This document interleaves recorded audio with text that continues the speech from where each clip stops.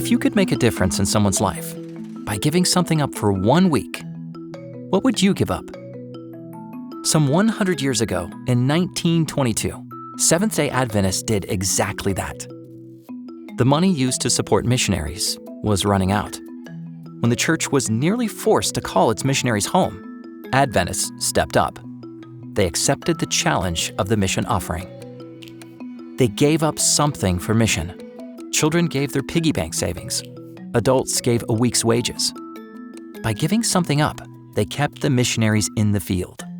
By giving something up, they kept the church's mission program on track. The annual sacrifice offering helps Global Mission start new groups of believers among unreached people, often in the most challenging places in the world. So challenging, in fact, that Global Mission identifies some of these places only as veiled cities or veiled countries. We do not publicly name these places. Today, there are still more than 7,000 unreached people groups, with a total of more than 3 billion people. Jesus told the parable of the lost sheep. When one sheep was missing, the shepherd went out to search for it. We are told that when Jesus looked at the crowds, he looked at them with compassion because they were like sheep without a shepherd. Today, he still looks at the crowds with compassion. How about us?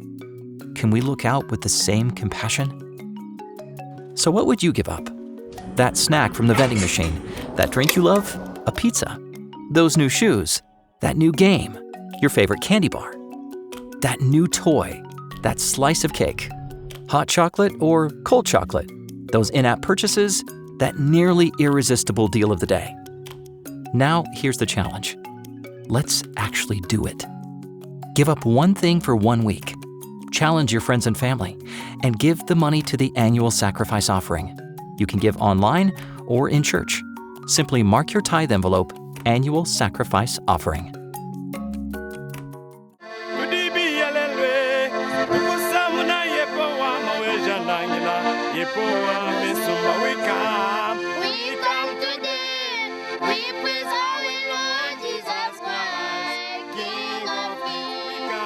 Rick, we're thinking about that visit many years ago to Kinshasa in the Democratic Republic of the Congo, West Africa. That was quite a trip.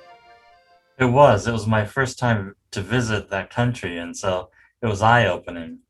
Well, Kinshasa, you're looking at 17 million people and growing rapidly, and it seemed like every one of them was out on the street when we drove in from the airport, just an active, vibrant, happening city. And there we have Global Mission pioneers through the years who have been planting churches.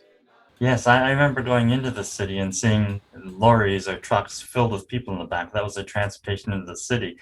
And so it was a huge challenge. You got a small number of Global Mission pioneers trying to reach a large number of people. Yeah, so we were there for the Global Mission pioneer training, and I'll never forget the person who really stands out to me, of course, was Pastor Jeremiah, former Global Mission pioneer, who was leading the singing for the event. He was so vibrant, so enthusiastic, had such a wonderful story. You suggested we take him out on the street so that we could film him in action. Yeah, so we went out right in front of the church and set up right there, and he started playing music, and immediately he had a crowd. We come today, we praise our Lord Jesus Christ, King of Kings.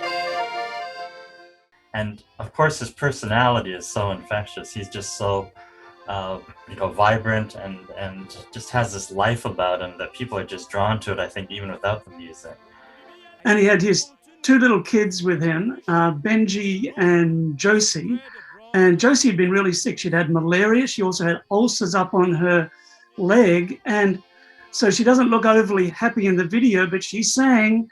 And they had walked 2 hours to come to the event. And that evening, Saturday evening, they were heading back another 2 hours, walking back home. Yeah, no, I'd forgotten that they'd walked 2 hours, but I think that's often the case in many of those areas of the world. What I do remember, though, is all the children that gathered around when he started singing and playing. We had a crowd. Yeah, well, I remember several years later walking down the corridor at the General Conference, and I heard the same song that we had recorded Pastor Jeremiah playing and singing. And I poked my head into Ricky Oliveris' office. He's our video producer, and he was editing. And sure enough, there was Pastor Jeremiah. Ricky knew him as Pastor Lobo. I don't know, maybe it's Pastor Jeremiah Lobo, but there he was with his family. We knew him with 2 kids and a 1-month-old baby at home. But now the family had grown, church growth, and he was still ministering like he has through the years. And it was just wonderful to see it. We come today, we pray, we praise our Lord Jesus Christ, King of Kings. And what's great about that one is these little homemade trumpets. That's right. Beautiful. Well, global mission pioneers such as Pastor Jeremiah are working all around the world. Thanks for your prayers, for your financial support. They're planting churches in places we didn't know we could plant churches in very difficult circumstances. And whenever I meet a global mission pioneer living on a basic living stipend, I'm just humble, because I say, Lord, I don't know what sacrifice is. So please continue to pray for global mission pioneers, pioneering the gospel around the world. Like Jesus, I have to continue, because we have the mission to go to spread abroad of good news of Jesus Christ. Amen.